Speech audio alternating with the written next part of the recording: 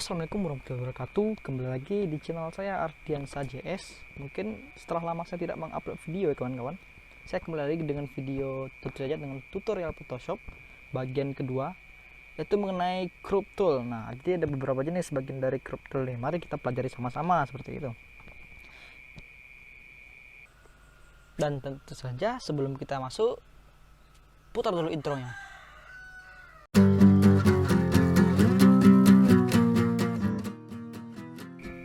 Nah, untuk crop tool itu sendiri juga ada beberapa jenis ya kawan-kawan. Mari kita lihat. Kita saja. Itu ada 4 jenis. Yang pertama itu crop tool, perspective tool, perspective crop tool maksudnya slash tool, dan slash select tool. Nah, itu kawan-kawan bisa lihat di thumbnail video saya ya apa aja fungsinya. Nanti kita akan mengkaji satu. Mungkin langsung saja saya ke videonya ya kawan-kawan. Sebelum kita masuk ke tutorialnya, mungkin sebelumnya kita masuk dulu ke kanvas, ambil file, new, lalu ambil international paper, ambil ukuran 4 dapas, ubah cm. Ini bisa kawan-kawan custom sendiri, maupun ini atau angka-angka ini, langsung saja klik OK. Nah, kurang lebih seperti itu tampilan kita kawan-kawan. Nah, lalu apa sih yang membedakan crop di Photoshop dengan crop di HP atau di mana gitu kan? Nah, di Photoshop ini keuntungannya kita bisa menentukan ukuran itu tersendiri seperti itu. Misalnya saya contohkan, sebelumnya saya masukkan foto dulu. Nah, saya akan masukkan foto saya sendiri ya ke Photoshopnya. Oke, di sini udah pas ya kawan-kawan. Nah, langsung enter saja. Sebelum kita crop, bagus kita restore dulu. Jadi untuk mengubah dari bentuk objek ke bentuk bitmap. Nah, lalu kita akan ambil crop tool ini. Nah, keuntungannya di sini kawan-kawan bisa aturnya di sini gitu. Ini ada 8,15.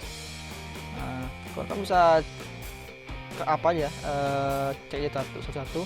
Dan ini untuk bagian yang kostumnya, kawan-kawan mau berapa gitu. Saya akan misalnya foto 4:3 lah. Ini udah langsung proporsinya. Jadi kawan-kawan tinggal geser. Oke. Nah, itu ngatur di sini. Nah, lalu fungsi di atas ini kawan-kawan bisa ini misalnya untuk mengubah gridnya, beri grid itu kawan-kawan bedakan sendiri. Ini untuk golden ratio, untuk anak-anak desain mungkin udah tahu nih golden ratio itu apa. Nah, itu. Nah, jika untuk mengunduh ini, lalu jika memang udah pas fotonya kawan-kawan, yang kawan-kawan rasa, lalu klik OK. Nah, kurang lebih seperti itu fungsi untuk crop di sini ya. Ini kawan-kawan bisa bereksplorasi lagi, mungkin untuk mengubah foto di foto di ijazah gitu. Oke, selanjutnya kita beranjak ke tools yang kedua, yaitu perspective crop tool. Ini saya udah klik ya. Nah, kawan-kawan tinggal klik tahan nanti pilih ini. Sebenarnya ini digunakan untuk mengcrop barang-barang yang bersifat perspektif ya. Misalnya kayak ini perspektif buku ini, dan mengubahnya menjadi bentuk 2 dimensi seperti itu. Nah, saya akan besar dulu dengan cara klik shift, klik kiri dan drag. Saya rasa pas. Ntar kita stress dulu untuk mengubah bentuknya objek menjadi bitmap atau pixel. Nah, sebenarnya kawan-kawan di sini nanti itu ukuran itu berupa pixel seperti itu. Jadi kurang lebih begini. X tandanya. Jadi kawan-kawan harus ubah ke cm dulu atau ke inci, terserah kawan-kawan.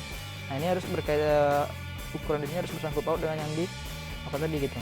Nah, saya akan buat ukurannya 100 per pixel per cm. Mungkin yang belum tahu pengertian pixel bisa kawan-kawan cari di Google apa itu pixel. Saja kita mulai klik sesuaikan buku-buku ini. Oke, kalau begitu meter. Nah, dapatlah kawan-kawan hasilnya seperti ini. Nah, hal ini tergantung kepada ukuran yang kawan-kawan inginkan tadi. Jika mau kawan-kawan bikin 10 atau kawan-kawan ingin tinggikan pixelnya, yang penting semakin tinggi pixel itu gambar akan semakin jelas ketika di zoom gitu. Itu untuk tutorial crop tool, perspektif crop tool maksudnya. Kita beranjak ke tutorial ketiga ya. Nah, untuk tutorial ketiga itulah slice tool. Jadi ini digunakan untuk memilih-milih daerah-daerah yang bakal di crop ya. Jadi nanti ekspornya pun beda gitu. Nanti saya akan ajarkan. Tapi di sini saya akan membahas terkhusus untuk membuat PTG ya. Ambil gesture dulu, kita pasang dulu. Oke. Jadi di sini saya akan masukkan gambar dulu ya kawan-kawan. Gambar itu feed Instagram. Oke, sebelum agar gambar ini mudah kita crop dulu jadi bentuk persegi, jadi kita sesuaikan. Oke, enter. Ini udah sesuai kan kawan. Nah, untuk menggunakan slash tool ini crop toolnya dan crop. Untuk menggunakan slash tool ini kan bisa dengan mudah dengan cara klik kanan, ambil di fade slice, lalu ambil untuk di 3 karena ke samping 3 ya. Nah, itu adalah center crop kawan-kawan, dan gunanya tadi apa namanya slash tool untuk menseleksinya gitu. Untuk kawan mau geser atau kemana gitu.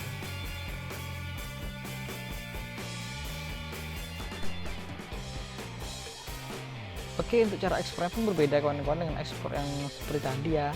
Cara ekspornya itu ya kawan-kawan klik file, save for web, tapi untuk yang varian CC itu mereka meletaknya di ekspor nih. Nah, save for web originalnya. Oke, kawan-kawan bisa kita pindahkan dulu ya, gampang apa nih. Sini kita zoom out dulu. Nah, itu gambar kawan-kawan tadi yang kita crop. Untuk ini ganti JPEG dulu untuk GIF atau terserah kawan-kawan. Nah, ini kalau namanya misalnya feed IG. Oke, langsung bisa.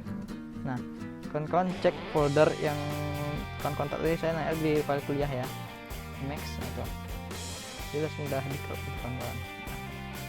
Mudah kan?